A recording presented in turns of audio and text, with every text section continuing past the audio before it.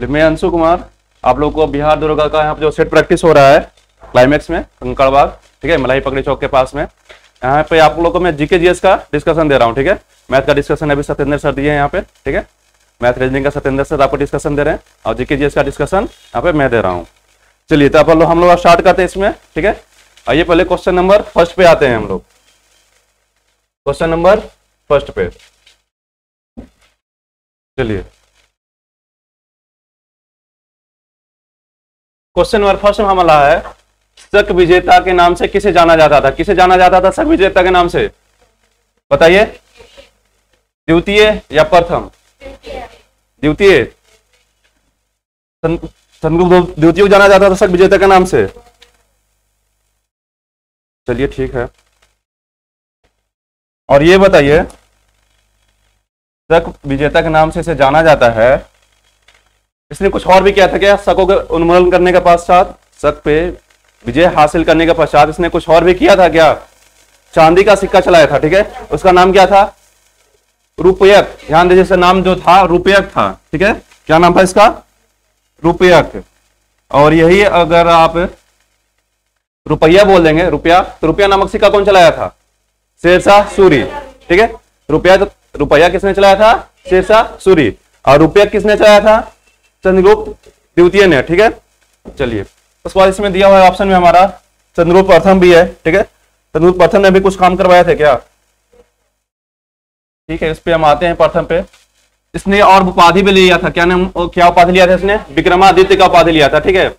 और नवरत्न से क्वेश्चन आते हैं हमारे, ठीक है। तो नवरत्न हमारे हिस्ट्री में दो जगह पढ़ना है, एक तो अकबर के टाइम पर नवरत्न थे, ठीक है, और एक दूसरे किसके टाइम पर? चंद्रगुप्त द्वितीय के टाइम पर, ठीक है। तो इनके टाइम पर कौन कौन थे? जैसे कालिदास हो गए हमारे, ठीक है, वराहमिहिर हो गए हमारे, धनवंतरी हो गए हमारे, ठीक है, छपनक हो गए हमारे, ठीक है, अमर सिंह हो गए। ये सब यहाँ पे नवरत्न के रूप में चंद्रगुप्त द्वितीय के दरबार में रहते थे, ठीक है। एक फाहियान हो गया हमारे, ठीक है। फाहियान पूछता है अक्सर कि चीनी यात्री थे, ठीक है। तो फाहियान जो चीनी यात्री थे किसके दरबार में आए थे? चंद्रगुप्त द्वितीय के दरबार में आए थे, ठीक है। और एक आए थे हमारे वेनसांग, ठीक है, वो किसके दरबार में आए थे? हर्षवर्धन के दरबार में आए थे, ठीक है। चलिए, उसके बाद देखते हैं हम समुद्रगुप्त, ठीक है। समुद्रगुप्त के बारे में क्या देखते हैं? समुद्रगुप्त ने काफी सारा उपाधि लिया था, ठीक है, जिसे भारत का नेपोलियन भी कहते हैं हम, ठीक है। और इसने क्या उपाधि लिया था? कविराज का, अश्वमेध कर्ता का उपाधि भी लिया था इसने, ठीक है। और क्या उपाधि लिया था इसने? बताइए। हाँ, अश्वमेध का, ठीक है। विक्रमांक का उपाधि भी लिया था। किसका उपाधि लिया था? विक्रमांक का, ठीक है। और किसका लिया? कविराज का। कविराज का उपाधि भी इसने लिया था, ठीक है। कविराज का उपाधि लिया था इसने। चलिए, एक और उपाधि लिया था, पृथ्व्यामा का उपाधि लिया था, ठीक है। किसका लिया? पृथ्व्यामा का उपाधि, ये समुद्रगुप्त का था, ठीक है। कुमारगुप्त देख रहे हैं यहाँ पे, ठीक है। कुमारगुप्त को और भी किस नाम से जाना जाता है? बताइए। कुमारगुप्त को और भी नाम है जिससे जाना जाता है इसे, ठीक है। एक तो इसने महेंद्रादित्य का उपाधि लिया, ठीक है, और दूसरा ये गोविंद गुप्त के नाम से भी जाना जाता है। महेंद्रादित्य का उपाधि लिया था कुमारगुप्त ने, और इसे महेंद्रदित्य और इसे गोविंद गुप्त के नाम से भी जाना जाता है, ठीक है। उसके बाद चंद्रगुप्त प्रथम पे देखिए आप, ठीक है। चंद्रगुप्त प्रथम के कुछ काम थे क्या? चंद्रगुप्त प्रथम का ये काम था कि ये फर्स्ट गुप्त शासक था, फर्स्ट गुप्त शासक जिसने सिक्का जारी किया था। और किस चीज का सिक्का था वो? सोने का सिक्का, ठीक है। तो फर्स्ट गुप्त शासक जिसने सिक्का जारी किया कौन था वो? चंद्रगुप्त प्रथम, ठीक है। प्रथम है ना, तो फर्स्ट था ये, ठीक है, यह ध्यान रखें, ठीक है। फर्स्ट गुप्त शासक जिसने सोना का सिक्का जारी किया कौन था? ये प्रथम, चंद्रगुप्त प्रथम, ठीक है। और किस चीज का सिक्का जारी किया था उसने? सोना का सिक्का जारी किया, ठीक है। और इसने को संवत भी चलाया था, संवत का नाम क्या था? गुप्त संवत, ठीक है। हाँ, तो आपसे क्वेश्चन ये पूछा है गुप्त संवत किसने चलवाया था? तो चंद्रगुप्त प्रथम ने चलाया था, ठीक है। चलिए, क्वेश्चन हमारा क्लियर हो गया। और नेक्स्ट क्वेश्चन पे आते हैं हम लोग। अब नेक्स्ट क्वेश्चन है, शिल्पाधिकारम के लेखक कौन थे? ठीक है, कौन थे हमारे शिल्पाधिकारम के लेखक? कौन थे? ठीक है, कौन थे हमारे लेखक शिल्पाधिकारम के? इलंगो आर्टिकल लेखक थे, ठीक है। ये तमिल भाषा में लिखा गया पुस्तक था, ठीक है। रेंजर ऑफिसर के इसमें एग्जाम के में ये क्वेश्चन आया था कि किस भाषा में लिखा गया पुस्तक ये था, ठीक है। तो तमिल भाषा में लिखा गया पुस्तक था, ठीक है। ये जो पुस्तक था किस चीज में आधारित था? ठीक है, तो इसमें क्या है कि एक व्यक्ति था, ठीक है, जिसका नाम था हमारा, क्या नाम था उसका? कोवलन, ठीक है। उसका नाम क्या था? कोवलन। हाँ, इसका नाम था हमारा कोवलन, ठीक है। कोवलन, कोवलन वर्सेस यहाँ पर दो युद्ध चलेंगे, ठीक है। युद्ध का मतलब यहाँ पे युद्ध नहीं चलता है, प्रेम प्रसंग है इनके, ठीक है। एक तो इसकी पत्नी थी कनगी, ठीक है, एक पत्नी थी इसकी कनगी, ठीक है। और एक और क्या थी, एक थी इसकी नर्तकी, ठीक है, नर्तकी, उसका नाम क्या था, माधवी, ठीक है, उसका नाम था माधवी। तो कनगी इसकी पत्नी थी, ठीक है, और एक नर्तकी थी वो माधवी। तो इन दोनों से ये प्रेम करता था, उसी प्रेम प्रसंग का इसमें चर्चा किया गया है शिल्पाधिकारम में, ठीक है। अब पुस्तक किसने लिखा था, इलंगो आर्टिकल ने, ठीक है। कम्बन जो थे ये पुस्तक लिखे थे, उसका नाम क्या था, ई रामावतारम, ठीक है, ई रामावतारम, ठीक है। ये पुस्तक था, तमिल भाषा में लिखा गया पुस्तक ये है, ठीक है। रामायण का ही एक समझो कि प्रति है एक, ठीक है। ई रामावतारम कौन लिखे थे, हमारे कम्बन लिखे थे। चलिए नेक्स्ट क्वेश्चन पे आते हैं हम लोग। अंतिम मौर्य सम्राट कौन था, अंतिम मौर्य सम्राट था, कौन था वो, बृहद्रथ था, ठीक है। अंतिम अगर ये बृहद्रथ था तो प्रथम कौन था हमारा, ठीक है, तो चंद्रगुप्त मौर्य था, ठीक है। और चंद्रगुप्त मौर्य का पुत्र कौन हो गया हमारा, बिंदुसार, ठीक है, बिंदुसार। बिंदुसार का पुत्र कौन हो गया, अशोक हो गया, ठीक है। चलिए आते हैं हम लोग अपने क्वेश्चन पे। सिंधु घाटी सभ्यता का पतन नगर कौन था, पतन मतलब बंदरगाह होता, ठीक है, तो कौन सा था हमारा, लोथल। लोथल किस नदी के तट पर है, भोगवा नदी के तट पर है, ठीक है। और हमारा ये हो गया कालीबंगा, कालीबंगा किस नदी के तट पर है, घग्गर। कहां पर स्थित है, राजस्थान में, हनुमानगढ़ जिला में है इसका, ठीक है। उसके बाद मोहनजोदड़ो, मोहनजोदड़ो कहां है हमारा, पाकिस्तान में है, ठीक है। चन्हुदड़ो कहां है, पाकिस्तान में ही पड़ेगा ये, ठीक है। तो जहां भी आपको द आ जाए, चन्हुदड़ो, और मोहनजोदड़ो, और एक और कौन हो गया, कोटदीजी, तीनों के नाम में द मिल रहा है ना लास्ट में, ठीक है, सेकंड लास्ट में मिल रहा है, लास्ट में द, जैसे कि मोहनजोदड़ो द मिल रहा है आपको, ठीक है, चन्हुदड़ो द मिल रहा है, इसमें भी आपको कोटदीजी द मिल रहा है, और किसी में नहीं मिलने वाला है, ठीक है। तो तीनों जो द मिल रहा है ना, तीनों जो है सिंधु नदी के तट पर है, तीनों एक साथ आप याद रख सकते हैं कि तीनों के तीनों हमारा कहाँ है, सिंधु नदी के तट पे है, ठीक है। मोहनजोदड़ो, चन्हुदड़ो और कोटदीजी, तीनों के तीनों सिंधु नदी के तट पर स्थित है। चलिए उसके बाद क्या है हमारा, हड़प्पा। हड़प्पा किसके नदी, किसके तट पर है, रावी नदी के तट पर है। चलिए और देखते हैं इसमें क्या है हमारे, जैसे कालीबंगा हो गया ना, ऐसा एक खासियत है, यूनिक खासियत है इसका। यूनिक खासियत ये है कि जो यहाँ पर दुर्ग होते थे ना, वो एक ही दुर्गीकृत होता था, या तो पश्चिमी पूर्वी में डिवाइडेड होता था या उत्तरी दक्षिणी में डिवाइडेड होता था, तो दो भाग में डिवाइडेड होता था ओवरऑल हड़प्पा में, ठीक है। तो एक ही जो होता था दुर्गीकृत होता था, जिसमें वो बड़े बड़े लोग रहते, रईस लोग रहते थे, अमीर व्यक्ति, ठीक है। और बाकी निम्न लोगों के लिए दुर्गीकृत नहीं होता था, ठीक है। नहीं, कालीबंगा एक्सेप्शन के तौर पर इसका दोनों भाग दुर्गीकृत था। कैसा था, दोनों भाग इसका क्या था, दुर्गीकृत था दोनों।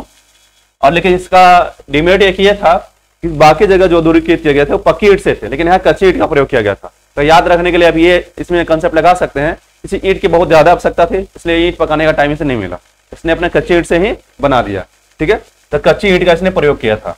उसके बाद आइए आपका हो गया मोहनजोदड़ो। मोहनजोदड़ो में जो सड़क एक दूसरे को कट करते हैं ना, वो कट करते हैं 90 डिग्री पे, ठीक है। इसको बोलते हैं ऑक्सफोर्ड सर्कस। क्या बोलते हैं, ऑक्सफोर्ड सर्कस, ठीक है। और आपका एक है चन्हुदड़ो, ठीक है, चन्हुदड़ो। तो चन्हुदड़ो में जो आपका कट करता है रोड, वो एक दूसरे को क्रॉस में, इसको बोलते हैं स्टार शेप में, ठीक है। स्टार शेप में एक दूसरे को रोड जो है क्रॉस करता है, कट करता है, ठीक है, कहाँ, चन्हुदड़ो में, ठीक है। उसके बाद एक खासियत हमारा धौलावीरा का भी है, ठीक है। धौलावीरा, धौलावीरा बताइए कि कहाँ अवस्थित है,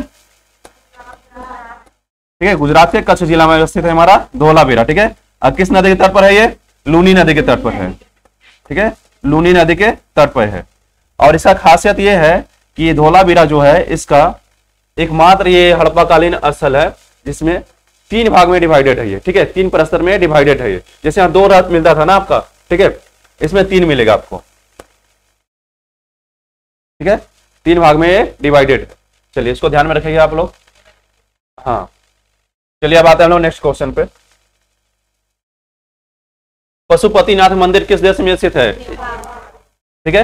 ये क्वेश्चन हमने करंट से उठाया था, मोदी जी गए थे अभी यहाँ पे, हाल फिलहाल में गए हैं 3-4 महीने पहले शायद, ठीक है। मोदी जी यहाँ पे गए थे, ठीक है, नेपाल में। और नेपाल में कहां पर है, तो काठमांडू के पास में, कहां पे, काठमांडू के पास में आपका देवपाटन नामक जगह है। कौन सा जगह है, हाँ देवपाटन, ठीक है।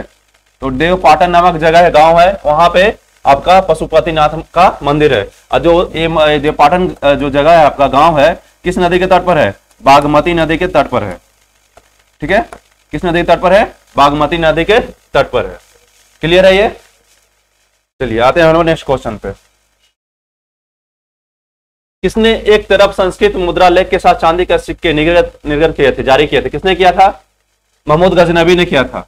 ठीक है, ये अगर हम यहाँ पे संस्कृत का लेख जो है, यहाँ क्या है? संस्कृत मुद्रा लेख। ठीक है, अगर इसके जगह पर हम कर दें कि एक तरफ लक्ष्मी जी का आकृति था, देवी लक्ष्मी का, तो कौन हो जाएगा आंसर हमारा? मोहम्मद गौरी। ठीक है, यहाँ पर गजनबी से क्या हो जाएगा? गौरी। अब याद कैसे रहेगा? कंफ्यूजन होता होगा आप लोग को, सिंपल सा लॉजिक बिठाइएगा आप लोग। गौरी, मोहम्मद गौरी बोल देना, मोहम्मद गौरी में से गौरी निकाल लीजिए। गौरी कौन थे? पार्वती जी का रूप थे। पार्वती जी का रूप ही तो है लक्ष्मी जी, है? तो लक्ष्मी जी का सिक्का कौन जारी करता है? गौरी, मोहम्मद गौरी। ठीक है, अब कंफ्यूजन नहीं होगा आप लोग को। चलिए, तो ये मोहम्मद गजनबी जारी किया था संस्कृत मुद्रा लेख, और वो किए थे लक्ष्मी जी का, मोहम्मद गौरी ने किया था। ठीक है, चलिए उसमें और क्या है? इसमें हमारा मोहम्मद बिन कासिम है। ठीक है, तो मोहम्मद बिन कासिम के नेतृत्व में अरबों का पहला सफल आक्रमण होता है। गौर कीजिएगा, अरबों का पहला सफल आक्रमण होता है। आपके 712 या कहीं कहीं 711 देगा, इसमें बहस नहीं करेंगे हम। ठीक है, अलग अलग बुक में अलग अलग डाटा इसमें। तो 712 इसमें अरबों का पहला सफल आक्रमण होता है मोहम्मद बिन कासिम के नेतृत्व में। कहां पे करता है आक्रमण? सिंध पर करता है। ठीक है, और सिंध का राजा उसमें कौन था? ताहिर था उसमें राजा वहां का। ठीक है, ताहिर था राजा। ओके, ये तो हो गया सफल आक्रमण। अगर ये पूछे कि पहला अरब आक्रमण, मुस्लिम आक्रमण जो हुआ था, वो किसके नेतृत्व में हुआ था? बताइए, किसके नेतृत्व में हुआ था? फर्स्ट। उसके बाद ये पूछे कि सेकंड किसके नेतृत्व में हुआ था? फर्स्ट जो हुआ था उबैदुल्लाह के नेतृत्व में। किससे? उबैदुल्लाह के नेतृत्व में हुआ था। और सेकंड किसके नेतृत्व में हुआ था? बुदैल के नेतृत्व में। लेकिन दोनों असफल रहा, मारा गया दोनों। ठीक है, फर्स्ट उबैदुल्लाह, सेकंड बुदैल। लेकिन सफल किसके टाइम पर हुआ? मोहम्मद बिन कासिम किया था 712 ईस्वी में, सिंध पर किया। और इसमें शासक कौन था वहां का? सिंध का ताहिर था। ठीक है, चलिए उस पर आते हैं नेक्स्ट क्वेश्चन पे। इल्तुतमिश ने बिहार में अपना प्रथम सूबेदार किसे नियुक्त किया था? किसे नियुक्त किया था?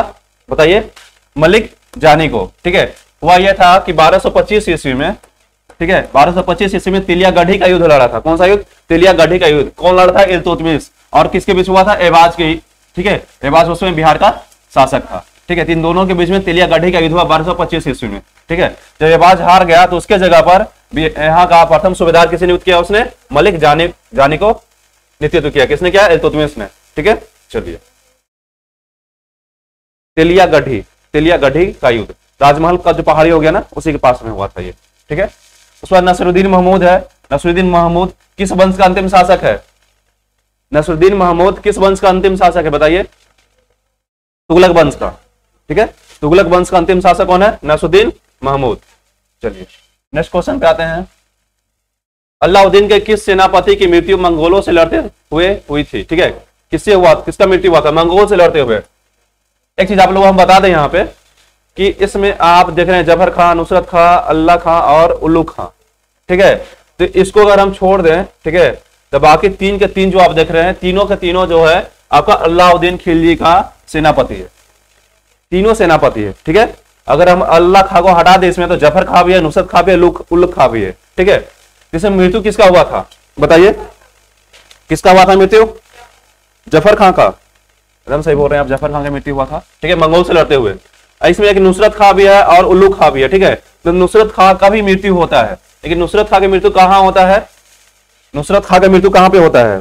1301 ईस्वी में होता है। इसका कब होता है? 1301 ईस्वी में होता है। और रणथंभौर का जब किला का घेराबंदी कर रहा था, रणथंभौर के जब किला का घेराबंदी कर रहा था अलाउद्दीन खिलजी, उस समय नुसरत खां की मृत्यु होती है। ठीक है, उसके बाद आपका है उल्लू खां। ये रहा उल्लू खां। उल्लू खां कौन है जानते हो? उल्लू खां कौन था? बता सकते हैं कोई? उल्लू खां के बारे में नहीं बता सकते हैं, कोई बात। सेनापति तो था ही, भाई था इसका। ठीक है, छोटा भाई था। उल्लू खां कौन था? इसका छोटा भाई था। और ये जो हो गया आपका जलालुद्दीन खिलजी जो हो गया, हमारा खिलजी वंश का संस्थापक जलालुद्दीन खिलजी, उसका भतीजा था ये दोनों, अलाउद्दीन खिलजी भी और उल्लू खां भी। ठीक है, ये तो दामाद भी बन जाएगा बाद में, लेकिन पहले भतीजा था ये। ठीक है, चलिए हाँ, अब आते नेक्स्ट क्वेश्चन पे। शाहरुख नामक सिक्का किसने चलाया था? किसने चलवाया था? बाबर ने चलवाया था। ठीक है, और औरंगजेब के का कुछ खासियत है सिक्का के मामले में था, इसने सबसे ज्यादा रुपया नमक सिक्का चलाया था। ठीक है, आपको रुपया जो हो गया सबसे ज्यादा किसने चलवाया था? औरंगजेब ने चलाया था। और एक शाहजहां था आपका, ठीक है, शाहजहां क्या किया था कि अन्ना नामक सिक्का चलाया था। अन्ना कौन चलवाया था? शाहजहां ने चलवाया था। ठीक है, और मुगल काल का ही गया थे, रिवीजन करवा देते हैं आप लोग का। ठीक है, मुगल कालीन अर्थव्यवस्था का आधार कौन सा सिक्का था? चांदी का सिक्का। दैनिक लेन देन में कौन सा सिक्का यूज होता था? दाम होता था। ठीक है, अब मुगल काल का सबसे प्रसिद्ध सिक्का कौन सा था? इलाही। किस चीज का था? सोने का सिक्का था। किसने चलवाया था? अकबर ने चलवाया था। ठीक है, और मुगल कालीन सोने का सबसे बड़ा सिक्का कौन सा था? संसब था। किसने चलवाया था? अकबर ने चलवाया था। ठीक है, चलिए, और कुछ इसमें बचे है क्या सिक्का में, कॉइन में? नहीं बचा। चलिए आइए नेक्स्ट क्वेश्चन पे आते हैं हम लोग। भगवान, हाँ, इससे वीडियो आपका डल जाएगा यूट्यूब पे, वहां से जाकर के आप लिख लीजिएगा सारा चीजें इसमें हम बोल दिए। ठीक है, लिखवाने में टाइम ज्यादा लग जाएगा, फिर वो यूट्यूब वाले फिर कहेंगे सर आप तो बोर कर दिए, तुमसे 1.5-2 घंटा 4 घंटा हो गया हो। ठीक है, हम चाह रहे हैं कि 1-1.25 घंटा में वो 50 क्वेश्चन का डिस्कशन क्लियर कर दें, बाकी हम लोग यहाँ पे करते रहेंगे डिस्कशन। ठीक है, चलिए, तो भगवान दास को अमीर उल उमरा की उपाधि किसने दी थी? अकबर ने दी थी। ठीक है, अकबर और भी उपाधि दिया था। ठीक है, जैसे आपका अरबल को अरबल बोल रहे हैं, सॉरी, बीरबल। ठीक है, तो बीरबल को कौन सा उपाधि दिया था? कवि प्रिय को उपाधि दिया था। ठीक है, और उपाधि दिया था इसने नरहरि को कौन सा उपाधि दिया था?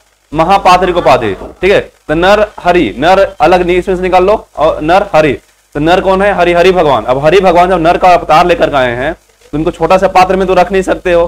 पात्र कैसा? पात्र मीन्स बर्तन। तो कितना बड़ा पात्र चाहिए? महापात्र चाहिए, बड़ा सा बर्तन चाहिए आपको। ठीक है, तो नरहरि को उपाधि किसे दिया? महापात्र को। ठीक है, चलिए, नरहरि को उपाधि किसे दिया? महापात्र को। और भी इसमें कुछ उपाधि था, जैसे कि हरि विजय सूरी हो गया, उसे कौन सा उपाधि दिया गया था? जगत गुरु का। ठीक है, हरि विजय सूरी को जगत गुरु का। और जीन चंद्र सूरी थे, कौन थे? जीन चंद्र सूरी, वो थे जैन धर्म से रिलेटेड थे। ठीक है, नाम इनका इसलिए सूरी जहां मिलेगा समझिए करीब करीब वो जैन धर्म से रिलेटेड मिलेंगे आपको, क्वेश्चन जो बनाने के लिए आएगा उसमें। ठीक है, तो इनको युग प्रधान को उपाधि दिया गया था। जीन चंद्र सूरी को युग प्रधान का, मैंने जीन जो होता है ना, वो क्या जीन से आप ऐसे याद रख सकते हो, याद रखने के लिए बता रहे हैं कि जो जीन हो गया ना, युग युग तक चलते रहता है, वो मरता नहीं है वो। ठीक है, तो जीन चंद्र सूरी क्या हो गया? उपाधि किसको मिला था? युग प्रधान को उपाधि दिया गया था, जीन चंद्र सूरी को। और हरि विजय सूरी को क्या दिया गया था? जगत गुरु का। हरि भगवान क्या है? पूरे जगत के गुरु हैं। ठीक है, हरि भगवान क्या है? पूरे जगत के गुरु हैं। तो हरि विजय सूरी क्या मिला था? जगत गुरु का उपाधि। ठीक है, चलिए, अब आते हैं हम लोग, देखते हैं और क्या है इसमें। शाहजहां है, जहांगीर है, औरंगजेब है। ठीक है, और डिस्कशन करने से बहुत टाइम लग जाएगा, आगे बढ़ते हैं नेक्स्ट क्वेश्चन पे। तो फिर देखेंगे उनको। नवरोज त्योहार आ गया हमारा, ये क्वेश्चन में गलत हुआ था क्या आप लोग का? नहीं हुआ था ना? किसने बंद करवाया था? स्टार्ट किसने करवाया था? बलबन ने करवाया था। बलबन और भी कुछ करवाया था क्या? सिजदा और पैबोस भी लेकर आया था। ठीक है, सिजदा और पैबोस भी। और सिजदा और पैबोस को खत्म कौन करवाया था? शाहजहां खत्म करवाया था। ठीक है, तो इसके जगह पर क्वेश्चन लेकर आया था क्या? सिजदा पैबोस की जगह पर दुर्गा मेंस का क्वेश्चन है पिछला बार जो आया था। ठीक है, चहारे तस्लीम लेकर आया था। ठीक है, चहारे तस्लीम लेकर आया था। कौन लेकर आया था? शाहजहां इसको बंद करवा देगा। ठीक है, और इसके जगह पर क्या लेकर के आएगा? चहारे तस्लीम। ठीक है, चलिए, उसके बाद आते हैं हम लोग नेक्स्ट क्वेश्चन पे।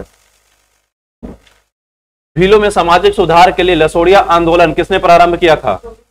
गोविंद गिरी किए थे। ठीक है, और गोविंद गिरी जो है एक सभ्य समाज के भी सभ्य सभा का स्थापना किए थे। ठीक है, सभ्य सभा की स्थापना किसने की थी? गोविंद गुरु ने। ठीक है, कब किया? 1883 में। ठीक है, और ये जो आंदोलन चलाए थे ये 1880 के आसपास का आंदोलन था इनका, लसोड़िया आंदोलन। ठीक है, और इसमें मोतीलाल तेजावत है। ठीक है, ये मेवाड़ के भील आंदोलन के नेता थे। ठीक है, मेवाड़ भील आंदोलन के नेता थे हमारे मोतीलाल तेजावत। ठीक है, इन्होंने आंदोलन कब चलाया था? मोतीलाल तेजावत का कब का था? इनका आंदोलन जो था हमारा 1900 कब का था बताइए? 1922 का था। ठीक है, हाँ, 1922 में ये चलाए थे। उसके बाद नेक्स्ट क्वेश्चन पे, चोरी चौरा कांड कब हुआ था? 5 फरवरी 1922। ठीक है, इसमें 7 डेज ऐड कीजिए, कितना आ जाएगा आपका? 12 फरवरी। 12 फरवरी आ जाएगा। 12 फरवरी को आपको क्या लाया गया था बताइए? 12 फरवरी 1922 को 12 फरवरी 1922 को क्या हुआ था?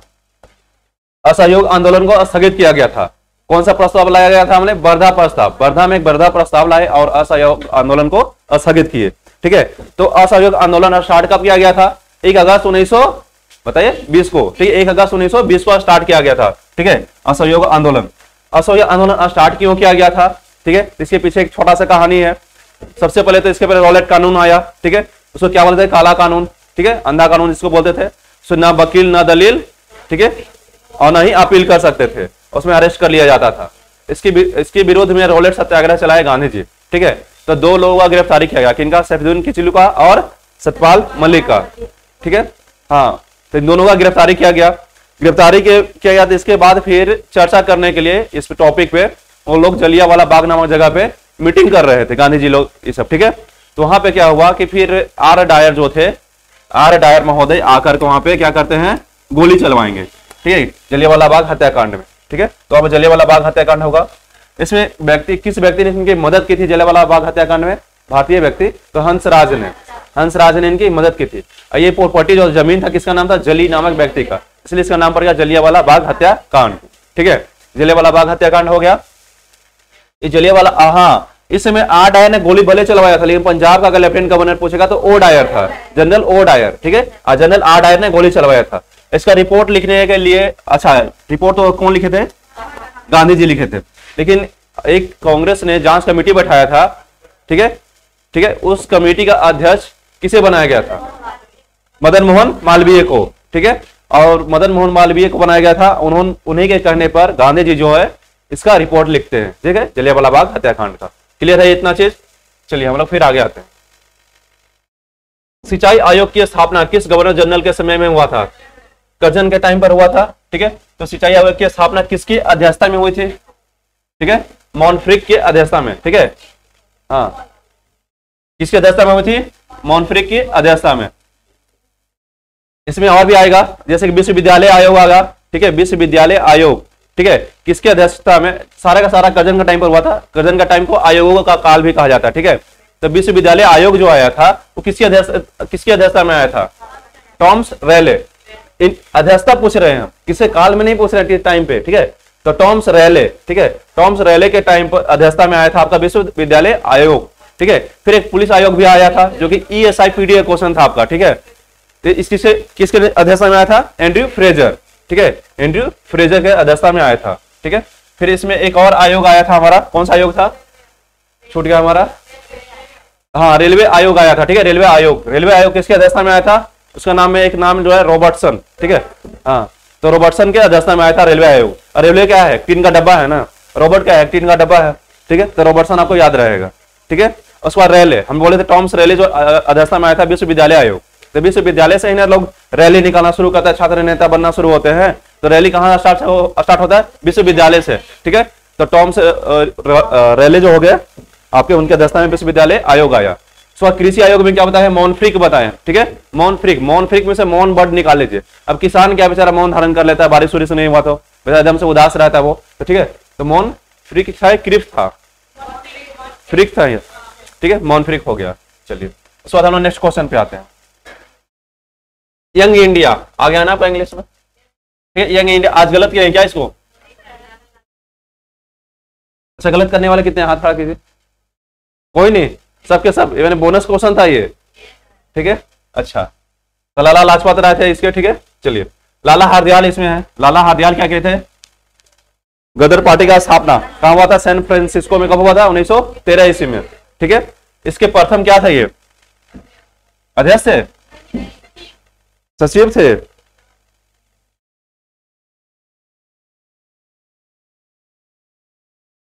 मंत्री थे। इसके प्रथम मंत्री कौन थे? हमारे लाला हरदयाल। ठीक है, और सोहन सिंह भाखना इसके क्या थे? हमारे प्रथम अध्यक्ष। और काशीराम क्या होंगे? इसके प्रथम कोषाध्यक्ष। ठीक है, काशीराम प्रथम कोषाध्यक्ष होंगे। ठीक है, क्लियर है ये? चलिए उसके बाद आते हैं नेक्स्ट क्वेश्चन पे। हम गांधी जी हैं, इनके लिए बोलने के लिए बहुत कुछ है, आगे बढ़ते हैं टाइम को देखते हुए। 1907 ईस्वी में कांग्रेस का अधिवेशन कहां हुआ था? कहां हुआ था? सूरत में हुआ था। अध्यक्षता कौन किए थे? रास बिहारी बोस। इसी में आपका क्या हुआ था? कांग्रेस का विभाजन हुआ था। अच्छा, कांग्रेस से विभाजन 1907 में हुआ, क्यों हुआ? क्या इसके पीछे रीजन था, ठीक है। तो कांग्रेस का विभाजन जो हुआ था सिर्फ इस मैटर पे था कि जो असहयोग आंदोलन, सॉरी असहयोग ये था ना, स्वदेशी आंदोलन जो चलाया गया था हमारा, ठीक है। तो स्वदेशी आंदोलन के चलाने का तरीकों को लेकर के हुआ था, जैसे इसमें गरम दल और नरम दल, ठीक है। तो इसमें नरम दल वाले कर रहे थे, उनका कहना यह था कि स्वदेशी आंदोलन सिर्फ बंगाल में चलाया जाए, क्योंकि बंगाल विभाजन जो हुआ है इसके विरुद्ध में लाया गया है, ठीक है। लेकिन जो गरम दल वाले थे उनका कहना था कि हम तो अंग्रेजों के विरुद्ध ला रहे हैं, इनके और भी अनैतिक कार्य है जो पूरे हमारे इंडिया में फैला हुआ है, तो क्यों हम पूरे इंडिया के लोगों को जागरूक कर रहे हैं हम इस मैटर पे, अब पूरे भारत में चलाए हम इसको, ठीक है। तो हमारा ये जो था आंदोलन, इसके चलाने को मैटर को लेकर किस तरह से चलाया जाए उसके लिए हुआ कि विभाजन होगा। इसका विभाजन का नौबत तब आ गया जब लोग चाहते थे कि मेरा बात पास हो, गरम दल वाले, ठीक है, कि पूरे भारत में चलाएंगे, और नरम दल वाले बोलते थे सिर्फ बंगाल में चलाएंगे हम, ठीक है। तो बोले कि ठीक है अध्यक्ष बनने दो हमें, गरम दल वाले बोले हम पास करा लेंगे अपना, फिर बोले हम अध्यक्ष बनने देंगे तब ना, नरम दल वाले बोले, और कभी अध्यक्ष वो गरम दल वाले बन नहीं पा रहे थे। लास्ट में जब बगजा हुआ तो जब डिस्प्यूट होता है तो सीधा रास बिहारी घोष को लाकर के अध्यक्ष लोग बना देते हैं, ध्यान रहेगा, बोस नहीं घोष, जब भी अध्यक्ष बनेंगे तो रास बिहारी घोष आएंगे, बोस नहीं आएंगे, ठीक है। कांग्रेस में अध्यक्ष के बाद बात हम जब भी करेंगे तो, ठीक है। उसके बाद फिर इनका एक जगह मिलते कब है, 1916 में। 1916 में जब मिले थे तो कांग्रेस अध्यक्षता किसने की थी, ठीक है, अंबिका चरण मजूमदार। उसमें क्या हुआ, चरण में आकर सब गिर गए, बोले भाई हमें आप समझौता करा दो, हमें लड़ाई झगड़ा नहीं करना है, ठीक है। तो अंबिका चरण मजूमदार आए, अधिवेशन कहां हुआ था, वो लखनऊ में हुआ था, ठीक है। उसमें समझौता दो तरह से हुआ था, एक तो नरम दल और गरम दल के बीच में हुआ, और एक हुआ था हमारा मुस्लिम लीग और कांग्रेस के बीच में। तो मुस्लिम लीग और जो कांग्रेस के बीच में हुआ था समझौता, इसे मध्यस्थता किसने की थी, इसमें मध्यस्थता किए थे आपके कौन, बाल गंगाधर तिलक थे, और कौन थे हमारे, कौन सा अभी क्या बोले, ये बोले ना मुस्लिम लीग और कांग्रेस बोले ना, तो मुस्लिम लीग और कांग्रेस में मोहम्मद अली जिन्ना थे और बाल गंगाधर तिलक थे, ठीक है। और आपका दिमाग में सही याद हो तभी बोले, गलत बोलने से अगल बगल का स्टूडेंट के भी दिमाग में बैठता है गलत, ठीक है। और बाल गंगाधर तिलक और एनी बेसेंट ये दोनों मिले किसके बीच में कराएंगे, तो नरम दल और गरम दल के बीच में, ठीक है। चलिए आगे आते हैं नेक्स्ट क्वेश्चन पे हम लोग। क्या अच्छा क्वेश्चन मेरा डिस्कशन के आगे बढ़ गया। 1857 ईस्वी की क्रांति के बारे में किसने कहा था, यह राष्ट्रीय विद्रोह था, किसने कहा था, डिजरायली। डिजरायली से हम वर्ड निकालते हैं डिजर्व, बोला ये डिजर्व करता है किसे हम राष्ट्रीय विद्रोह कहें, तो डिजरायली हमेशा याद रहेगा आपको, क्या कहता है, डिजर्व करता है किसे हम राष्ट्रीय विद्रोह कहें, तो डिजरायली हमेशा आपको ध्यान में रहेगा, ठीक है। अब जॉन्स लॉरेंस इसमें है, ठीक है। लॉरेंस इसने क्या बोला था, इसने सिपाही विद्रोह बोला था, ठीक है, क्या बोला था इसने, सिपाही विद्रोह है ये। उसके बाद टी.आर. होम्स है, ठीक है। टी.आर. होम्स ने क्या बोला था कि बर्बरता और सभ्यता के बीच में युद्ध है, ठीक है, बर्बरता और सभ्यता के बीच में युद्ध है। सभ्यता कहां होगा, होम्स में होगा, घर में होगा सभ्यता, ठीक है। तो सभ्यता से आपका होम्स निकाल लीजिएगा, इतना से याद रहेगा आपको, ठीक है। बर्बरता और सभ्यता के बीच में युद्ध है, हाँ बर्बरता अंग्रेज लोग बर्बर लोग बताए और सभ्यता हम बोले हमारे पास है, ठीक है। तो टी.आर. होम्स जो है बर्बरता और सभ्यता के बीच में युद्ध बतलाए, ठीक है। और ये होम्स मतलब अब याद करने के लिए सिर्फ सभ्यता कहां रहता है, तो होम्स में, घर में, ठीक है। तो ये याद रहेगा आपको। उसके बाद क्या है हमारा B D Savarkar. B D Savarkar क्या बोले थे, हाँ ये प्रथम स्वतंत्रता संग्राम है, कौन बोले थे, बी डी सावरकर, ठीक है, बी डी सावरकर बोले थे। एक है हमारे मजमूदार, ठीक है, हाँ मजमूदार है, ये क्या थे, मजे ले रहे थे, ठीक है। ये मजे लेने वाले कमेंट डालते हैं, ये बोलते हैं न तो स्वतंत्रता संग्राम था और न ये प्रथम था। पहला स्टेटमेंट इनका ये आता है, दो स्टेटमेंट रहता है। एक स्टेटमेंट तो ये था कि नहीं ये प्रथम था ये हमारा, और नहीं ये स्वतंत्रता संग्राम था, ठीक है। और भी इनका स्टेटमेंट था हमारा इनका, ठीक है। और इनका एक स्टेटमेंट जो था वो ये था, क्या था इनका, हाँ इसमें क्या था, ये बोले थे राष्ट्रीयता का इसमें अभाव था। ये जो स्वतंत्रता संग्राम था इसमें राष्ट्रीयता का अभाव था, ठीक है, राष्ट्रीयता का अभाव था और एक सैनिक विद्रोह से बढ़कर कुछ नहीं था, ठीक है। स्टेटमेंट आपके पास आएगा, ये किसने कहा था कि इसमें राष्ट्रीयता का अभाव है और यह सैनिक विद्रोह से बढ़कर कुछ नहीं है, किसने कहा था, मजमूदार ने कहा था। और यही कहे थे कि ये न तो स्वतंत्रता संग्राम है ये और न ये प्रथम है, ठीक है। चलिए मजमूदार का हो गया। अब हम लोग आगे आते हैं और इसमें एक रिजले आएंगे, ठीक है। रिजले कहना यह था कि ये धर्मांधों और ईसाइयों के बीच में युद्ध है, ठीक है। रिजले क्या बोले थे कि धर्मांधों और ईसाइयों के बीच में युद्ध है। नेक्स्ट क्वेश्चन पे आते हैं। जो 1857 क्रांति था ना, उसका चिन्ह क्या था, रोटी और कमल, ठीक है, रोटी और कमल। चलिए नेक्स्ट क्वेश्चन देख रहे हैं हम लोग। गांधी इरविन समझौता को किसने युग प्रवर्तक घटना की संज्ञा दी थी? किसने दिया था ये? गांधी जी के साथ कौन चलते थे? सरोजिनी नायडू। गांधी जी के साथ यही चलते थे ना हमेशा, ठीक है। जैसे गांधी जी अध्यक्ष कब किए थे कांग्रेस का? 1924 में बेलगांव वाले में, ठीक है। तो तुरंत 1925 में ये भी कर ली, कहां? कानपुर में, ठीक है। तो 1925 में कानपुर में कौन की थी? हमारे सरोजिनी नायडू। चलिए, उसके बाद देखिए इसमें तेज बहादुर सप्रू है। तो तेज बहादुर सप्रू जो है गांधी इरविन समझौता जो हुआ था इसकी मध्यस्थता किए थे, ठीक है। और गांधी इरविन समझौता कब हुआ था? 4 मार्च 1931 को हुआ था, ठीक है। जो गांधी इरविन समझौता इसे दिल्ली समझौता भी बोलते हैं। क्या बोलते हैं इसे? दिल्ली समझौता भी हम बोलते हैं गांधी इरविन समझौता को, ठीक है। चलिए अब आते हैं हम आगे नेक्स्ट क्वेश्चन पे। 4 मार्च 1931 था। निम्नलिखित में से किसे अगस्त घोषणा कहते हैं? अगस्त घोषणा किसे कहते हैं बताइए? अगस्त घोषणा किसका था? यह घोषणा रेमजे मैकडोनाल्ड का था, ठीक है। अगस्त घोषणा था ये जो लाया गया था हमारा 16 अगस्त 1932 को, ठीक है। 16 अगस्त 1932 को। इसी में आपका ये सांप्रदायिक निर्वाचन वाला जो था ना कि दलित और महिला वगैरह जो बचे हुए थे उनको भी दिया था, ठीक है। इसी को लेकर के फिर गांधी जी अमरण अनशन पर बैठते हैं यहाँ पे आपका येरवदा जेल में, ठीक है। तो उसके बाद फिर आपका पूना पैक्ट होगा अंबेडकर और गांधी के बीच में, ठीक है। पूना पैक्ट होगा। पूना पैक्ट में हस्ताक्षर कौन कौन करते हैं? हाँ, मदन मोहन मालवीय करेंगे, अंबेडकर करेंगे। गांधी जी की तरफ से कौन करते हैं? मदन मोहन मालवीय और अंबेडकर करेंगे, ठीक है। उसके बाद हमारा 8 अगस्त 1942 है। 1942 में क्या हुआ था? क्रांति हुआ था ना। कौन सा क्रांति हुआ था हमारा? भारत छोड़ो आंदोलन आया था। इसको क्या बोलते हैं हम बताइए? अगस्त क्रांति इसे बोलते हैं, ठीक है। और हमारा 1 अगस्त 19 अच्छा इस पे आ जाए पहले 8 अगस्त 1940 यहाँ पे क्या हुआ था बताइए? ठीक है, ये हमारा क्या था? अगस्त घोषणा। अगस्त प्रस्ताव कब हो गया हमारा? 8 अगस्त 1940। लिनलिथ गो के द्वारा लाया गया था प्रस्ताव ये, ठीक है।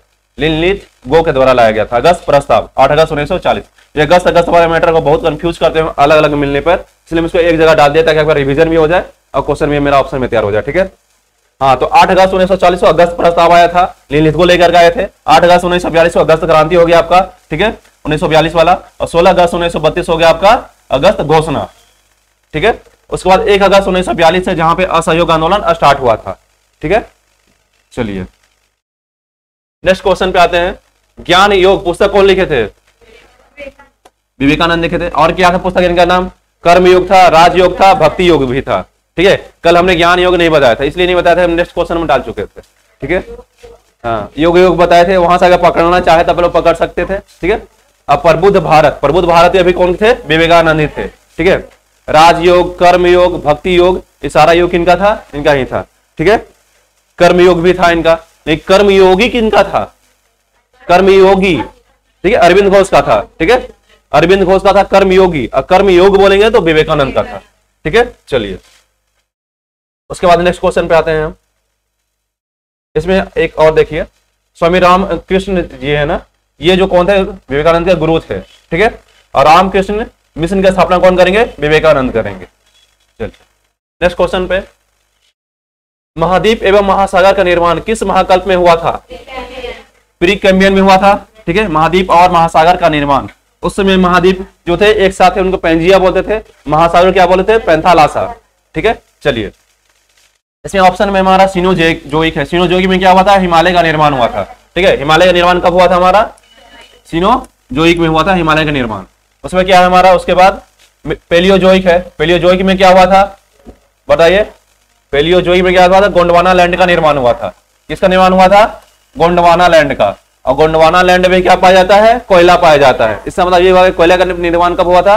पेलियोजोइक महाकल्प में, ठीक है। उसके बाद है मेसोजोइक, ठीक है। मेसोजोइक में क्या हुआ था? मेसोजोइक में हाँ, दक्कन का पठार, उसमें अगर युग में आ जाएंगे तो क्रीटेशियस युग में चले जाएंगे हम, ठीक है। क्रीटेशियस युग में जहां के आपका दक्कन का पठार का निर्माण हुआ था। जैसे आप लोग कंफ्यूज हो रहे हैं तो आपको बता दें, कल भी एक बार बताया था ये चीज हम। क्या था हमारा? वी गोदर, सॉरी पहले क्या था? आधारकुड़ा था ना हमारा, हाँ।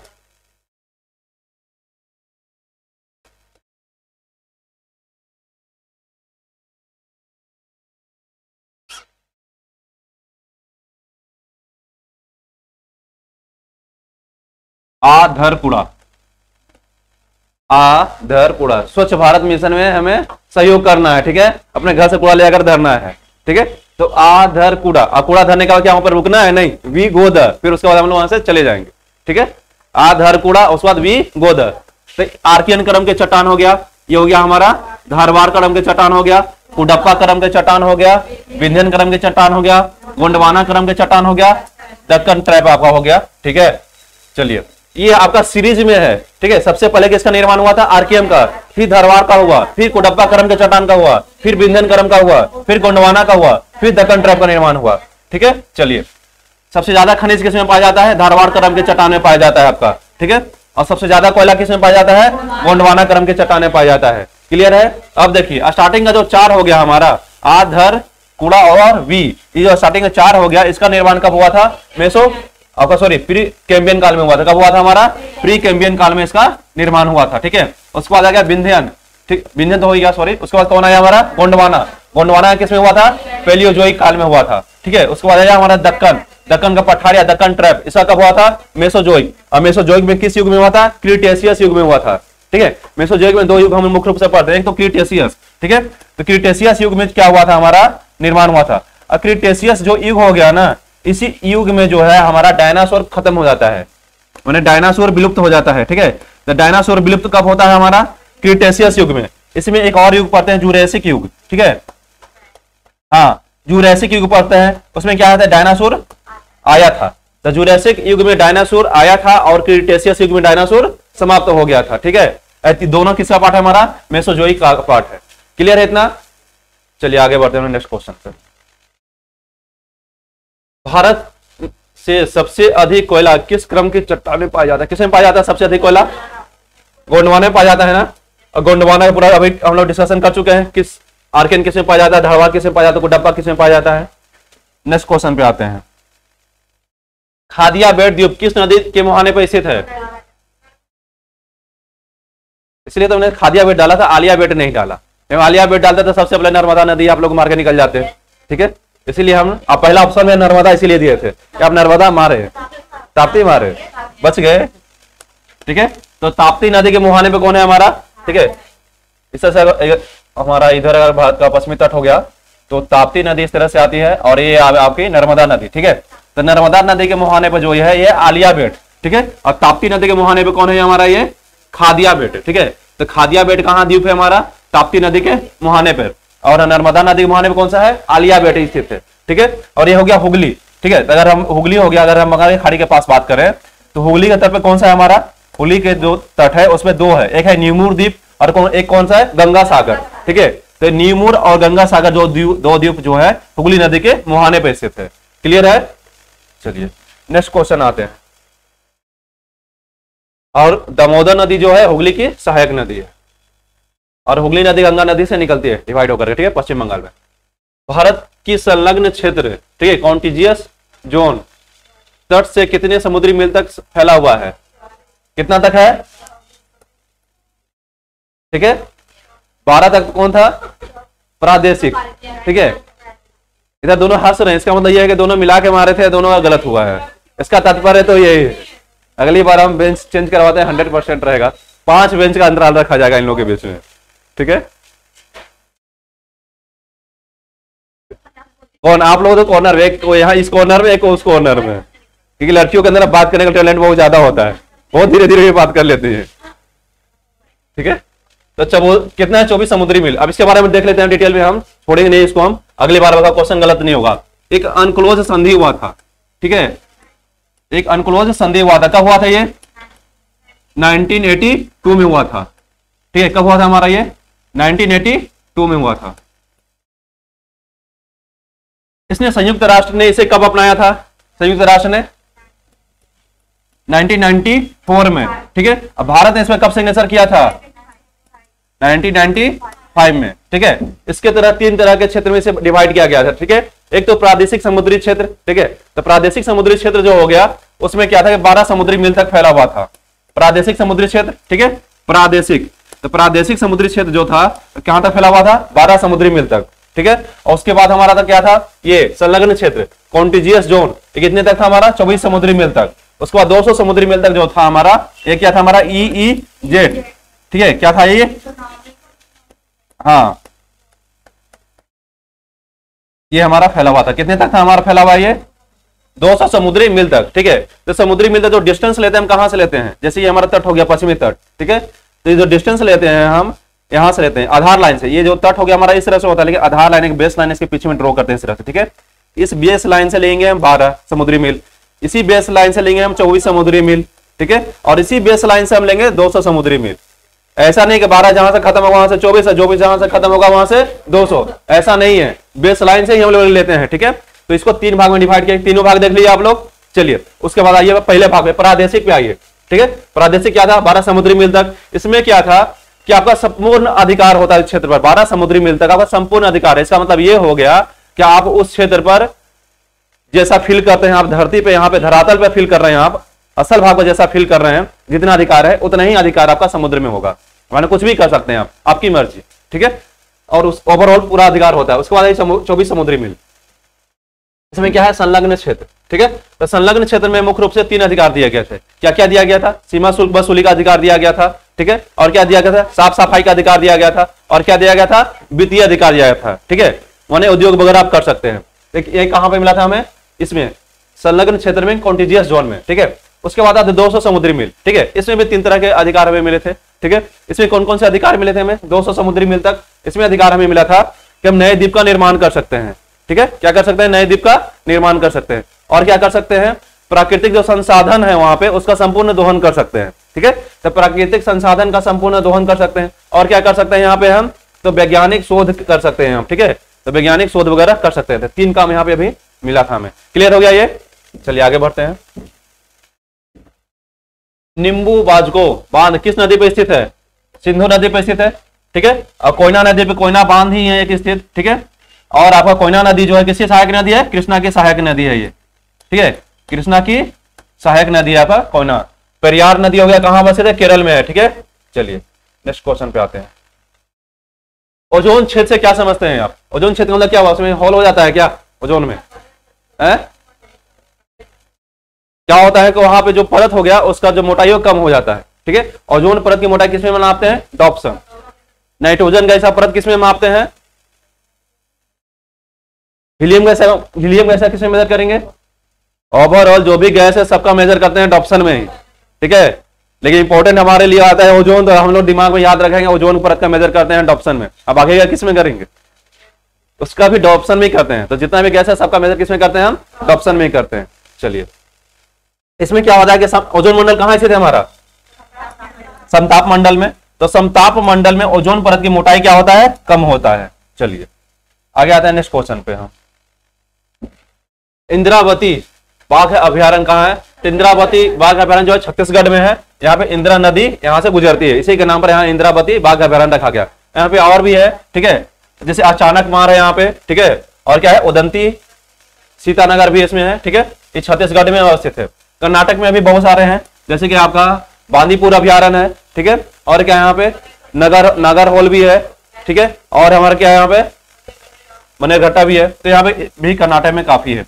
एमपी में आएंगे तो एमपी में कभी यहाँ ध्यान रखेगा, यहाँ पे कर्नाटक में बांदीपुर है, लेकिन बांधवगढ़ बोलेंगे तो हम पन्ना में यहाँ आएंगे एमपी में। ठीक है, बांधा बोलेंगे तो एमपी में। मध्य में बांधना था। ठीक है, बांधना कहा था? मध्य में। तो बांधवगढ़ यहाँ पे होगा। अब बंदी कहाँ बनाया गया था? कर्नाटक में। बहुत नाटक कर रहा था तो बंदी बनाकर रख दिया गया उसको। ठीक है, चलिए, और यहाँ पे एमपी में और भी था हमारा। ठीक है, कान्हा भी था, कान्हा नेशनल पार्क भी है यहाँ पे, और पन्ना भी है हमारा। ठीक है, पन्ना भी है, और भी है यहाँ पे। चलिए, आप कान्हा है, पन्ना है। ठीक है, कुनो भी है। कुनो जो अभी जहाँ पे टाइगर ला के रखा गया वहां पे। ठीक है, चीता ला के रखा गया ना, चीता ला के रखा गया। टाइगर तो है हमारे पास। नेक्स्ट क्वेश्चन पे आते हैं। भूमध्य रेखा निम्नलिखित में से किस देश से होकर नहीं गुजरती है? किससे होकर नहीं गुजरती है भूमध्य रेखा? बताइए, भूमध्य रेखा किससे होकर नहीं गुजरती है? मैक्सिको से होकर नहीं गुजरती है। ठीक है, मैक्सिको से होकर नहीं गुजरती है। किससे होकर गुजरती है वो देख लेते हैं। ठीक है, तो पहले हम आते हैं किसमें? ये जो कॉन्टिनेंट हमारा हो गया ना, नीचे में आइए साउथ अमेरिका कॉन्टिनेंट। कौन सा हमारे? अगर ये नॉर्थ अमेरिका कॉन्टिनेंट इस तरह से है, ये बना लीजिए अब साउथ अमेरिका कॉन्टिनेंट। ठीक है, तो साउथ अमेरिका कॉन्टिनेंट से होकर जाएगा। उसमें किससे होकर जाएगा? ये इक्वाडोर से। यहाँ पे इक्वाडोर हो गया। ठीक है, और यहाँ पे आपका कोलंबिया हो गया एक। ठीक है, और ये क्या हो गया हमारा? इस तरह से ब्राजील हो गया। तो इस तरह से जाएगा ये। ठीक है, इस तरह से तीनों से होकर जाएगा। यानी कि साउथ अमेरिका कॉन्टिनेंट में 3 देश हो गए जिससे होकर जाता है। इक्वाडोर से होगा, कोलंबिया से होकर जाएगा और किससे होकर जाएगा, ब्राजील से होकर जाएगा। ठीक है, इसका ट्रिक आप इस तरह से याद रखेगा, इस तीनों को याद रखने का, ठीक है, कि भूमध्य रेखा पर जाने का मौका एक ही बार मिलता है। कितनी बार मिलता है, एक ही बार, एक ही बार। अब ई की लिखिएगा, ठीक है, एक मत ई की लिखिएगा, ठीक है। तो ई से क्या होगा, इक्वाडोर, और क्या अब क्या बोले हम, एक ही बार, एक से क्या होगा, कोलंबिया। अब बार बोले ना, बार से क्या हो जाएगा, ब्राजील आपका, ठीक है, बार से क्या हो जाएगा, ब्राजील। तो हमें भूमध्य रेखा पर जाने का मौका एक ही बार मिलता है, कितना, एक ही बार। तो ई से क्या हो गया, इक्वाडोर, अब से क्या होगा, कोलंबिया, ब्रा से क्या हो गया हमारा, ब्राजील। ठीक है, उसके बाद हम आ जाएंगे अफ्रीका कॉन्टिनेंट में। ठीक है, कहां आ गए हम, अफ्रीका कॉन्टिनेंट में। अफ्रीका कॉन्टिनेंट में आएंगे तो उसको कहां पे मिलेगा, सबसे मिलेगा गैबोन। ठीक है, गैबोन मिला। उसके बाद क्या मिलेगा हमें, कांगो। ठीक है, कांगो, कांगो के बाद क्या मिलेगा यहाँ पे, युगांडा, केन्या मिलेगा। उसके बाद क्या मिलेगा, सोमालिया। ठीक है, तो यहाँ पे दो इसको इस तरह से याद रखना है आपको। ठीक है, किसी गबन कर लिया, गबन कर लिया मैंने हड़प लिया। ठीक है, गबन कर लिया तो कंगाल बन जाएगा वो। जैसे आपका पैसा कोई गबन कर ले, क्या हो जाएगा, कंगाल हो जाएंगे। ठीक है, तो गबन कर लिया तो क्या हो गया, वो कंगाल हो गया। ठीक है, तो यहाँ पे गैबोन हो गया, उसके बाद कांगो हो गया। ठीक है, कांगो गणराज्य हो जाएगा आपका। ठीक है, तो गैबोन हो गया, कांगो गणराज्य हो गया। ठीक है, उसके बाद क्या है हमारा, युगांडा है। ठीक है, क्या है हमारा, युगांडा। उसके बाद कौन है हमारा, केन्या है। उसके बाद क्या है हमारा, सोमालिया है। चलिए, ये हो गया आपका 6 इसमें और 3 इसमें, 9 हो गए। इसके बाद एक जो बची हमारा वो है इंडोनेशिया। ठीक है, तो ये भूमध्य रेखा पे स्थित हमारे देश थे। क्लियर है, देखो 3 तो आपका अफ्रीका से उठा के दे दिया गया था, ये 3 के तीनों। ठीक है, और एक आपका मैक्सिको था जो कि नॉर्थ अमेरिका कॉन्टिनेंट का दिया गया था, जो कि इलाज ही नहीं करता है। हाँ, क्या बोल रहे हैं आप, ब्राजील। हाँ हाँ, ये ब्राजील आपका साउथ अमेरिका कॉन्टिनेंट का है, अफ्रीका बोला गया था मेरे से। क्या आपको नेम बताना है फिर से क्या इसका। ठीक है, यहाँ पे गैबोन हो गया हमारा, अफ्रीका कॉन्टिनेंट का गैबोन। उसके बाद कांगो, फिर कांगो गणराज्य हो गया हमारा। ठीक, कांगो गणराज्य। उसके बाद क्या हो गया हमारा, युगांडा। युगांडा के बाद कौन सा आएगा हमारा, केन्या। केन्या के बाद क्या आएगा हमारा, सोमालिया। क्लियर है, चलिए आते हैं नेक्स्ट क्वेश्चन पे। सरक्रिक विवाद किसके बीच में है, सरक्रिक विवाद किसके बीच में चल रहा है हमारा, भारत और पाकिस्तान के बीच में। ठीक है, तो ऑप्शन सी हमारा हो जाएगा। चलिए नेक्स्ट क्वेश्चन आते हैं। अच्छा, यहाँ पे आया है, भारत और चीन के बीच की सीमा को क्या बोलते हैं, मैकमोहन रेखा। खास तौर से कहां पे है हमारा, अरुणाचल प्रदेश में है। ठीक है, और भारत और अफगानिस्तान के बीच की सीमा क्या बोलते हैं, डुरंड रेखा। जो पहले डुरंड रेखा कहां था हमारा, भारत, अफगानिस्तान और भारत के बीच में, लेकिन चला है किसके बीच में, अफगानिस्तान और पाकिस्तान। लेकिन अभी भी अफगानिस्तान और भारत के बीच में जो लद्दाख में जो थोड़ा सा बाउंड्री बनाता है वो डुरंड रेखा ही है। तो भारत और अफगानिस्तान के बीच में कौन सा रेखा है, डुरंड रेखा। ठीक है, और भारत और बांग्लादेश हो गया हमारा इसके बाद। ठीक है, तो भारत और बांग्लादेश के बीच में एक रेखा है जहां पर हम नाम रखे हैं। ठीक है, ऐसे तो रेड क्लिफ है। ठीक है, भारत और बांग्लादेश के बीच में क्या है, रेड क्लिफ। क्योंकि रेड क्लिफ जो ड्रॉ किए थे लाइन, वो भारत और पाकिस्तान के बीच में, अब पाकिस्तान तो बांग्लादेश में भी था, तो वो रेखा हमारे पास है। लेकिन त्रिपुरा के साथ जो हम बाउंड्री बनाते हैं बांग्लादेश के साथ, उसे स्पेशल नाम दिए जीरो लाइन। ठीक है, इसका नाम दिया जीरो लाइन, क्योंकि बांग्लादेश जो है त्रिपुरा को 3 ओर से घेरे हुए है। चलिए नेक्स्ट क्वेश्चन पे आते हैं। नांगल किस लिए जाना जाता है, नांगल उर्वरक के लिए। ठीक है, चलिए नेक्स्ट पे आइए। भारत में निम्न में से कौन सा क्षेत्र जैव विविधता का तप्त स्थल, हॉट स्पॉट है, कौन सा है हमारा, पश्चिमी घाट है, अंडमान निकोबार द्वीप समूह है। ठीक है, इसे हमारा हॉट स्थल में आता है।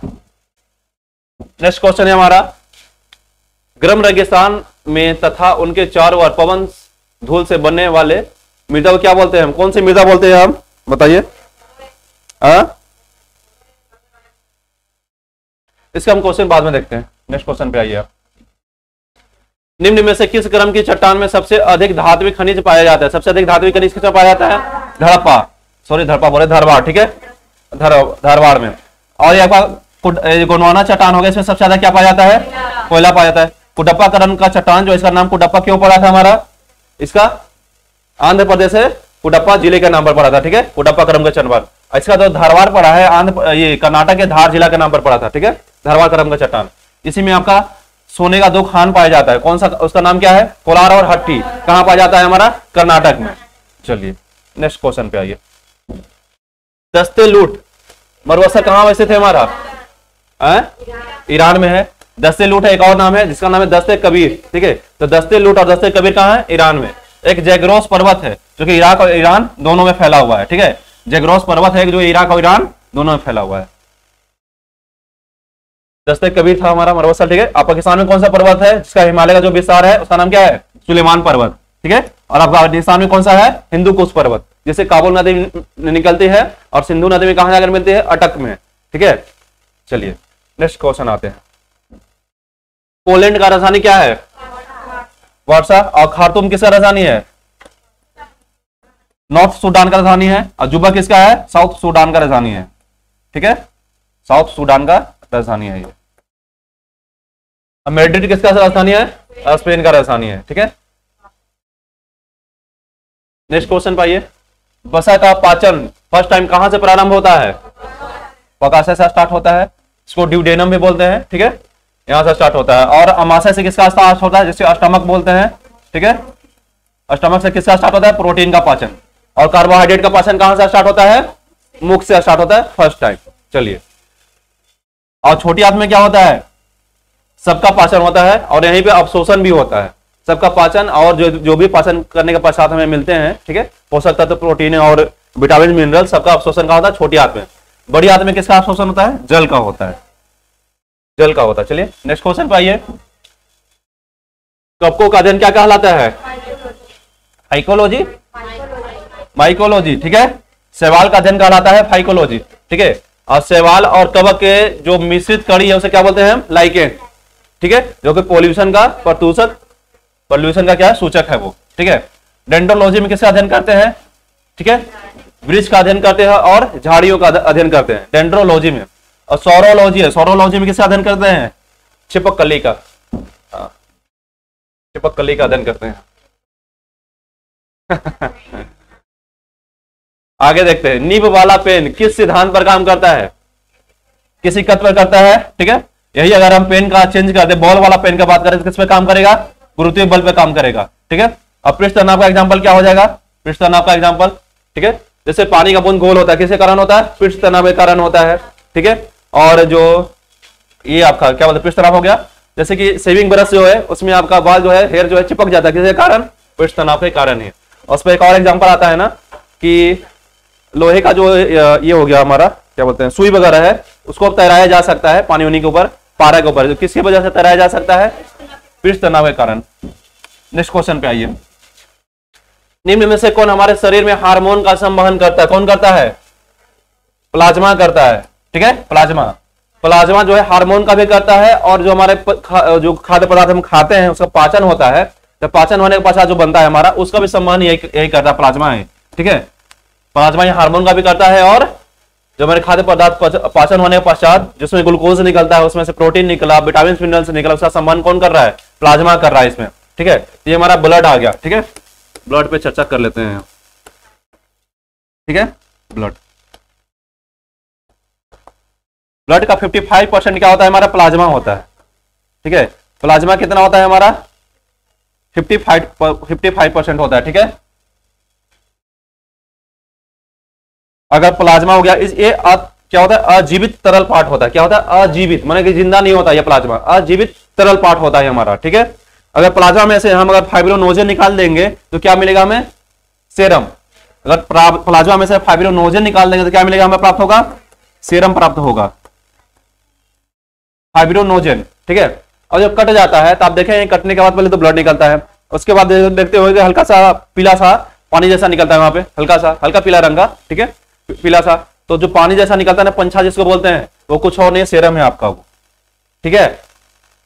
तो प्लाज्मा में से अगर हम फाइब्रोनोजन निकाल लेते हैं तो क्या प्राप्त होता है? सेरम। ऐसी ही काम है हार्मोन एवं पचे हुए भोजन का संवहन करना, ठीक है, जिससे हमको कैल्शियम, प्रोटीन वगैरह जो प्राप्त होता है, विटामिन मिनरल्स, उसका संवहन करने का काम प्लाज्मा का ही है। चलिए इसके बाद हम आ जाते हैं नेक्स्ट पॉइंट पे। नेक्स्ट पॉइंट हमारा ये है कि जो बाकी 55 हुआ ना, 45% क्या पाया जाता है इसमें? रुधिराणु, ठीक है। क्या पाया जाता है इसमें? रुधिराणु, ठीक है। रुधिराणु पाया जाता है। रुधिराणु में भी 3 पार्ट आते हैं, 3 पार्ट आएंगे रुधिराणु में भी, ठीक है। एक क्या आएगा हमारा? आरबीसी, एक क्या आएगा? आरबीसी, एक क्या आएगा हमारा? आपका डब्ल्यूबीसी, ठीक है, डब्ल्यूबीसी। और एक क्या आएगा हमारा? प्लेटलेट आएगा हमारा, ठीक है, प्लेटलेट, ठीक है। अब देखिए जो आरबीसी जो होता है ना, ये रुधिराणु का 99% होता है, ठीक है। रुधिराणु का 99% कौन होता है हमारा? आरबीसी, ठीक है। देखिए अब आरबीसी हो गया हमारा, डब्ल्यूबीसी हो गया और प्लेटलेट। इनका निर्माण कहाँ होता है? निर्माण कॉमन जगह है, बोन मैरो में होता है हमारा, ठीक है। अस्थि मज्जा में होता है जिसको बोलते हैं। जैसे कि आप चिकन खाए हैं, उसका लेग पीस खाते हैं अंदर से, मटन वाला पीस, ठीक है। तो उसके तो बीच में क्या होता है? हड्डी होता है ना, हड्डी के बीच में क्या होता है? मांस जैसा होता है, ठीक है। तो जो मांस जैसा था उसी को बोलते हैं बोन मैरो, ठीक है। उसी में निर्माण होता है हमारा किसका? आरबीसी, डब्ल्यूबीसी, प्लेटलेट वगैरह का निर्माण होता है, ठीक है। आरबीसी जो होता है ये हमारा काम क्या होता है इसका? आरबीसी का काम ये होता है कि ऑक्सीजन को लेकर जाएगा और CO2 को लेकर वापस आएगा, ठीक है।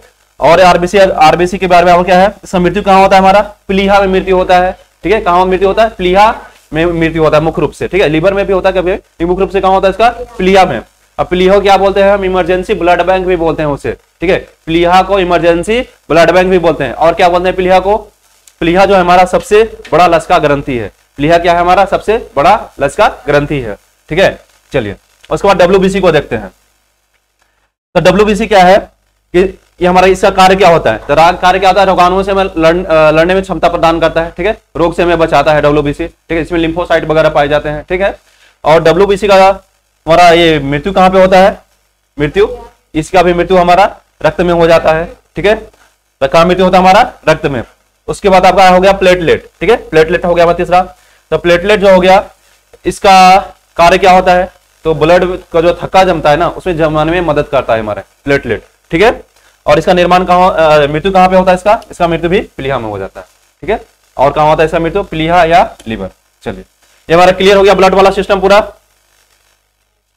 चलिए आगे नेक्स्ट देखते हैं। नहीं क्लियर हुआ तो फिर से इसको वीडियो जाकर देखिए यूट्यूब पे, इसका नोट्स तैयार कर लीजिएगा ब्लड का, इस तरह से आपका सारा डाउट क्लियर हो जाएगा। जीन का कार्यात्मक यूनिट कौन सा है? जीन का कार्यात्मक यूनिट कौन सा है बताइए? क्या है इसका? सिस्ट्रोन है, ठीक है। लेकिन ये बताइए कि डीएनए का कार्यात्मक यूनिट कौन सा है?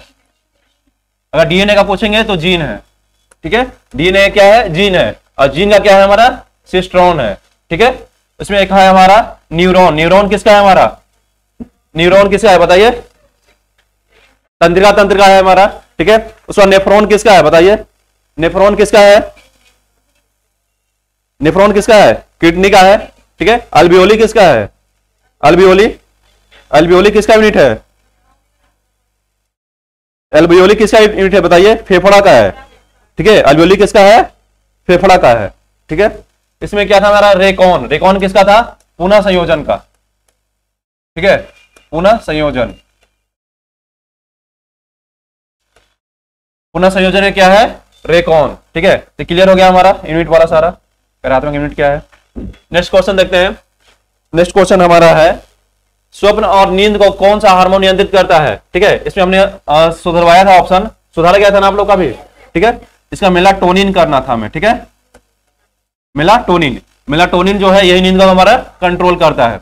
अब मेलाटोनिन का स्राव कहां से होता है? पिनियल ग्रंथि से होता है, जो हमारा सबसे छोटा ग्रंथि है। कौन सा ग्रंथि है? पिनियल ग्रंथि, जो हमारा सबसे छोटा ग्रंथि है, उसी से स्राव होता है हमारा किसका? मेलाटोनिन का। इसमें क्या है? मेलानिन हो गया, ठीक है। तो मेलानिन का कार्य क्या होता है? ये हमारे कलर जो प्राप्त होता है, जिसको कोई गोरा है, काला है, क्या है, तो जो हमारा स्किन का कलर प्रदान करने का मेलानिन का ही है, ठीक है। यह स्किन के नीचे पाया जाता है। एसटीएच क्या है? एसटीएच का स्राव कहां से होता है? पीयूष ग्रंथि से होता है, ठीक है। ये क्या है? इसके अगर मात्रा अगर बढ़ गया हमारा शरीर में तो हमें जो रोग होता है उसको क्या बोलते हैं? भीम कायत्व, ठीक है। भीम कायत्व बोलते हैं उसको, ठीक है। शरीर आपका भीम के जैसा बड़ा हो जाएगा, एकदम से बड़ा सा, ठीक है। और कम हो जाएगा तो बौनापन होगा, ठीक है। और ज्यादा हो गया तो भीम कायस्थ हो जाएगा, बड़ा सा शरीर हो जाएगा आपका भीम की तरह। नेक्स्ट क्वेश्चन में आते हैं। इनमें से किसमें केंद्रक पाया जाता है? केंद्रक किसमें पाया जाता है? All of this. प्लाज्मा में भी नहीं पाया जाता है, आरबीसी में नहीं पाया जाता है, प्लेटलेट में भी नहीं पाया जाता है, सिर्फ आपका डब्ल्यूबीसी में पाया जाता है, ठीक है। तो बारी से आपको एक जगह आता है तो कंफ्यूज होते हैं, इसलिए मैं एक ही जगह डाल दिया चारों पार्ट है ब्लड का, ठीक है। सिर्फ डब्ल्यूबीसी में पाया जाता है हमका। कौन सा चीज था ये? केंद्रक। अब आइए आगे।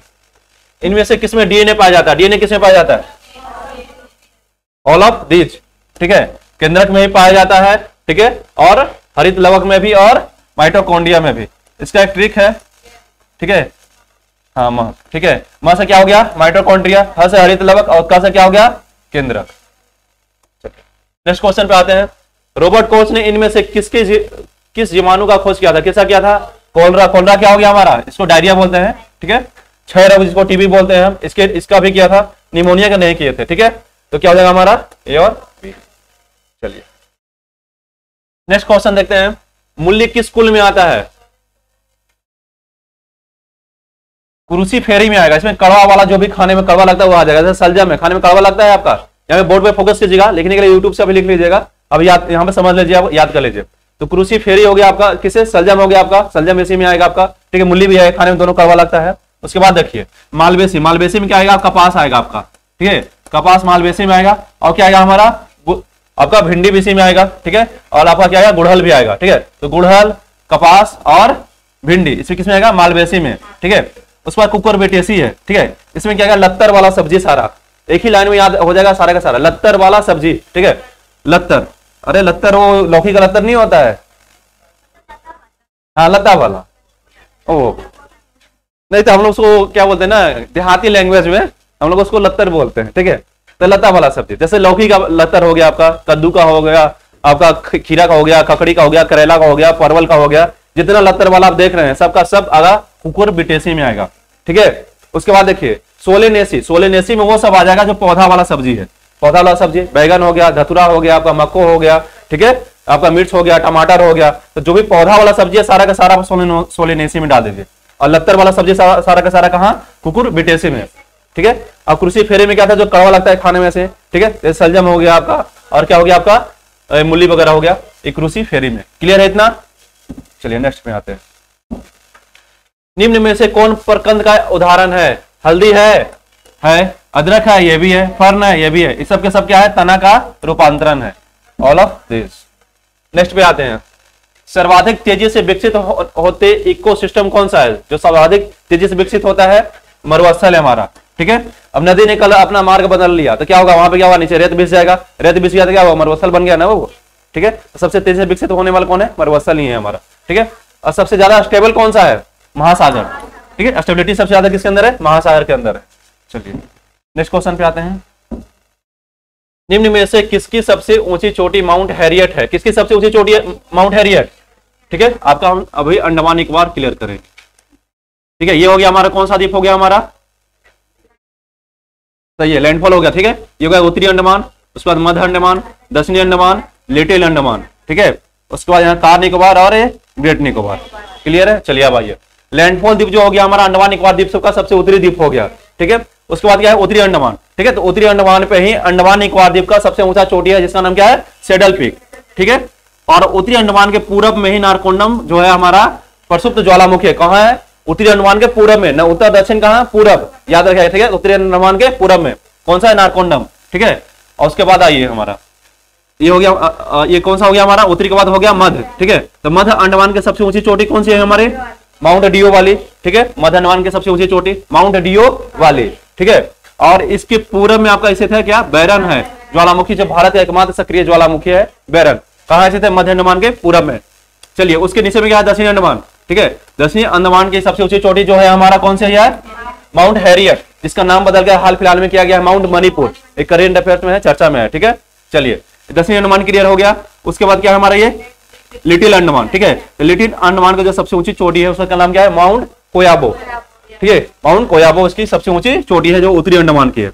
उसके बाद आइए इधर, ये हो गया हमारा कार निकोबार, निकोबार समूह पे है कार निकोबार। और ये क्या हो गया हमारा? ग्रेट निकोबार। ग्रेट निकोबार पे ही 6.4 डिग्री पे हमारा क्या है? हमारा इंदिरा पॉइंट है, ठीक है। इसको पिगमिलियन पॉइंट भी बोलते हैं और क्या बोलते हैं इसे? पार्सन पॉइंट भी बोलते हैं। कितना पे? 6.4 डिग्री पे है। और कितने पे? ग्रेट निकोबार पे स्थित है ये, ठीक है। जो हमारा अंडमान निकोबार द्वीप समूह का सबसे दक्षिणी द्वीप है। ग्रेट निकोबार और सुमात्रा के बीच में कौन सा चैनल है? ग्रांड चैनल है, या उसे 6 डिग्री चैनल भी बोलते हैं, ठीक है। और हमारा यहाँ पे ये कार निकोबार और लिटिल अंडमान के बीच में कौन सा चैनल है हमारा? 10 डिग्री चैनल है, ठीक है। चलिए अब हम आते हैं नेक्स्ट क्वेश्चन पे। प्राकृतिक रबड़ को कठोर बनाने के लिए इसमें कौन सा तत्व मिलाया जाता है? कार्बन, ठीक है। और उसको सिप प्रदान करने के लिए कौन सा तत्व मिलाया जाता है? सल्फर। सल्फर मिलाते हैं तो जैसे दस्ताना वगैरह रबड़ का बनाते हैं, सिप जो देते हैं उसे किसकी मदद से? सल्फर की मदद से। लेकिन उसे कठोरता बनाने के लिए क्या मिलाते हैं? उसमें हम कार्बन मिलाते हैं, ठीक है। चलिए नेक्स्ट क्वेश्चन पे आते हैं। सीटेन नंबर से किसकी गुणवत्ता मापी जाती है? किसकी गुणवत्ता मापी जाती है सीटेन नंबर से? डीजल की। ठीक है, इसीलिए हमने चेंज करके दिया था, ऑक्टेन नंबर नहीं दिया। ऑक्टेन नंबर तो लूसेंट में दिया हुआ है? आप पेट्रोल मानेंगे ऑक्टेन नंबर, जो लूसेंट में नहीं दिया हुआ दिए क्वेश्चन, लूसेंट में नहीं दिया है सीटेन नंबर। ठीक है, तो सीटेन नंबर से किसकी मेजर किया जाता है? डीजल का। और ऑक्टेन नंबर से किसका मेजर करते हैं? पेट्रोल का मेजर करते हैं। ठीक है, चलिए एक लास्ट क्वेश्चन था हमारे ऑनलाइन में जो देख रहे थे और यूट्यूब चैनल पर जो देख रहे हैं, ठीक है, उनके लिए लास्ट क्वेश्चन था। इसके बाद हम लोग जो अभी 50 क्वेश्चन करने वाले हैं और वो आपको नहीं मिल पाएगा। वो अगर आपको चाहिए 50 क्वेश्चन का डिस्कशन तो आपको आना पड़ेगा क्लाइमेक्स में। ठीक है, कंकर बाग में यहाँ पे मलाई पगड़ी चौक के पास स्थित है। ठीक है।